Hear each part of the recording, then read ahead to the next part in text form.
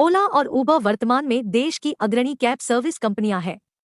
वहीं अब इसको टक्कर देने के लिए अपनी टू व्हीलर और ऑटो रिक्शा सेवाओं के लिए जाना जाने वाला रैपिडो ने भी कैब व्यवसाय में प्रवेश की घोषणा की है। पहले चरण में यह सेवा कुछ शहरों में ही शुरू की गई है, जिनमें राजधानी दिल्ली, हैदराबाद और बेंगलुरु शामिल है। कंपनी का कहना है कि उसकी कैब सर्विस कंपीटिटर्स के मुकाबले काफी सस्ती होगी। आप जानते हैं कि रैपिडो अपनी बाइक सर्विस के लिए कई खास ऑफर दे रही है। यही कारण है कि रैपिडो की कार रेंटल सेवा को भारत के प्रमुख शहरों के निवासियों द्वारा खूब सराहा जा रहा है।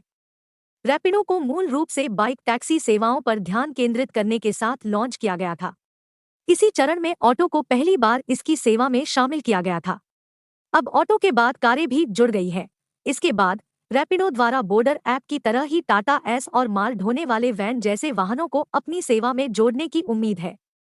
वहीं रैपिडो अपने ग्राहकों को तेजी से जुटाने की कोशिश कर रही है। रिपोर्ट की माने तो फिलहाल जब आप कार बुक करते हैं तो ड्राइवर को इसे स्वीकार करने में काफी समय लग जाता है। कंपनी ने कहा है कि वह जल्द ही इस समस्याओं का समाधान कर लेगी। रैपिडो ने कहा है कि उसकी कैब सर्विस बिल्कुल अलग होगी।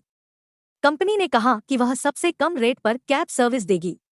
साथ ही कंपनी ने कहा कि वह अपने ड्राइवर्स के लिए जीरो कमीशन मॉडल लेकर आई है। रिपोर्ट के मुताबिक रैपिडो देश भर में 1 लाख कारों के फ्लीट के साथ अपनी कैब सर्विस की शुरुआत की है। कंपनी ने कहा, बेस्ड प्लेटफॉर्म एक बढ़िया मीडिएटर है जो खास तौर पर ड्राइवर्स और ग्राहकों को जोड़ता है। रैपिडो ने कहा कि वह सब्सक्रिप्शन बेस्ड मॉडल पर काम करेगी। ओला और उबर कमीशन बेस्ड मॉडल पर काम करते हैं। इसे लेकर उनके ड्राइवर्स की हमेशा से शिकायतें रही हैं। रैपिडो ने इसके स्थान पर सब्सक्रिप्शन फीस बेस्ड मॉडल लागू किया है।